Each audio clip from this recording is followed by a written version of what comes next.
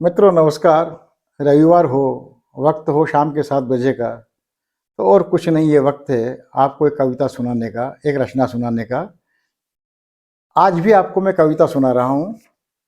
कवि इस कवि की कविता आप पहले 2 मार्च वाले मेरे वीडियो में सुन चुके हैं और नाम है अवनीश गौतम। ये कविता देने की मुझे इसलिए सूझी कि कविता पढ़ते पढ़ते मुझे 5 सितंबर 1975 को जो एक फिल्म रिलीज हुई थी, प्रदर्शित हुई थी, निशांत, समांतर सिनेमा की कड़ी की पहली कड़ी थी वो फिल्मों की कड़ी में। वो फिल्म मुझे याद आ गई। उस फिल्म का यदि आपने फिल्म देखी हो तो आपने देखा होगा कि फिल्म के का अंत एक दृश्य से होता है कि एक आक्रोशित गुस्से में तमतमाता हुआ बच्चा अपनी पूरी ताकत से एक पत्थर जमींदार की हवेली पर फेंकता है और वहीं फिल्म समाप्त हो जाती है। बच्चा उसमें कुछ बोलता नहीं।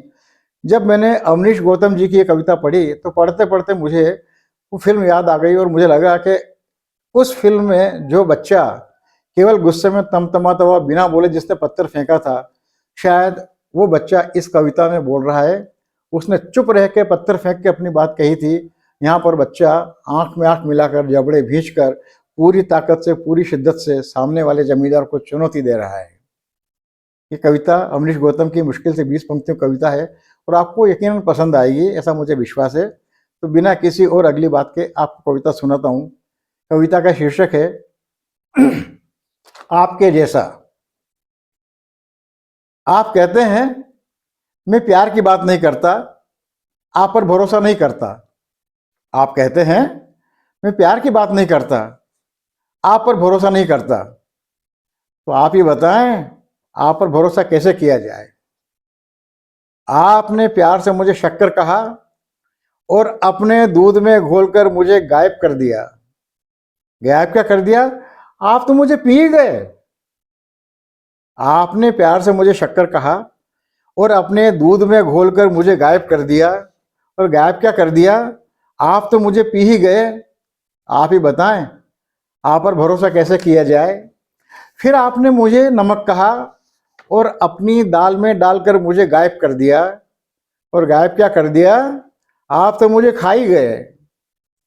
आपको धोखा पसंद नहीं, लेकिन आपको धोखा देना आता है। आपको धोखा पसंद नहीं, आपको धोखा देना आता है। मुझे भी धोखा देना पसंद नहीं, लेकिन मैं भी सीख लूंगा। आपको धोखा पसंद नहीं, लेकिन आपको धोखा देना आता है। मुझे भी धोखा देना पसंद नहीं, लेकिन मैं भी सीख लूंगा। सब्र कीजिए, एक दिन आपको वैसा ही प्यार करूंगा जैसे आपने मुझे किया है। सब्र कीजिए, एक दिन आपको वैसा ही प्यार करूंगा जैसे आपने मुझे प्यार किया है।